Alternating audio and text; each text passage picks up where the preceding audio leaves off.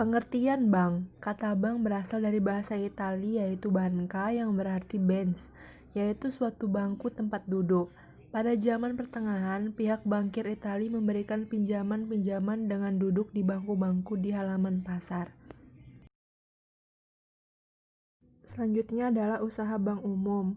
Yang pertama adalah menarik dana dari masyarakat dalam bentuk giro, deposito, sertifikat deposito, tabungan, dan bentuk-bentuk lain. Yang kedua, menyalurkan dana lewat pemberian kredit. Yang ketiga, menerbitkan surat pengakuan hutang. Yang keempat, membeli, menjual, atau meminjam atas risiko sendiri dan atau atas kepentingan nasabah, yakni terhadap suatu surat berharga. Yang keempat adalah melakukan kegiatan dalam valuta asing. Yang kelima, melakukan penyertaan modal pada bank, perusahaan lain dalam bidang keuangan seperti perusahaan leasing, modal ventura, perusahaan efek, asuransi, atau dalam lembaga clearing, penyelesaian, dan penyimpanan. Bentuk hukum bank umum dan BPR. Bentuk hukum suatu bank umum dapat berupa perseroan terbatas, koperasi, perusahaan daerah. Lalu bentuk hukum suatu bank perkreditan rakyat. Yang pertama adalah perusahaan daerah, yang kedua koperasi, yang ketiga perseroan terbatas, dan yang keempat adalah bentuk lain yang ditetapkan dengan peraturan pemerintah. Tujuannya memberikan wadah bagi penyelenggara lembaga perbankan yang lebih kecil dari bank perkreditan rakyat seperti bank desa, lumbung desa, dan badan kredit desa. Selanjutnya adalah usaha bank perkreditan rakyat atau BPR. Hal-hal yang dapat dijalankan oleh BPR adalah yang pertama, menghimpun dana dari masyarakat di dalam bentuk simpanan berupa deposito berjangka, tabungan, dana, atau bentuk lainnya yang dipersamakan dengan itu. Yang kedua, dapat memberikan kredit. Yang ketiga, dapat menyediakan pembiayaan bagi nasabah berdasarkan prinsip syariah sesuai dengan ketentuan yang ditetapkan oleh Bank Indonesia. Yang keempat, dapat menempatkan dananya dalam bentuk sertifikat Bank Indonesia atau SBI, deposito berjangka, sertifikat deposito, dan atau tabungan pada bank lain. Dalam pasal 14 Undang-Undang Perbankan ditegaskan bahwa bank perkreditan rakyat dilarang untuk menerima simpanan berupa giro dan ikut serta dalam lalu lintas pembayaran, melakukan kegiatan usaha dalam valuta asing.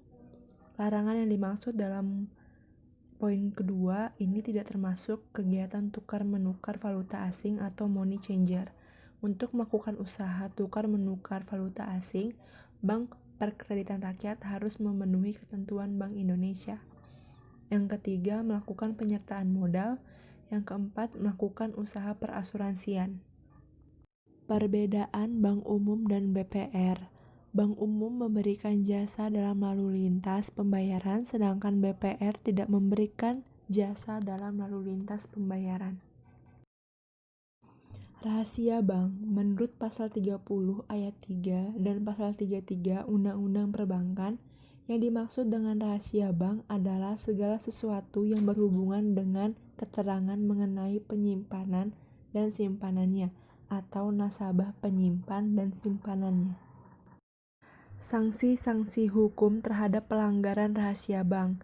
Ciri khas dari sanksi pidana terhadap pelanggaran prinsip rahasia bank yaitu sebagai berikut.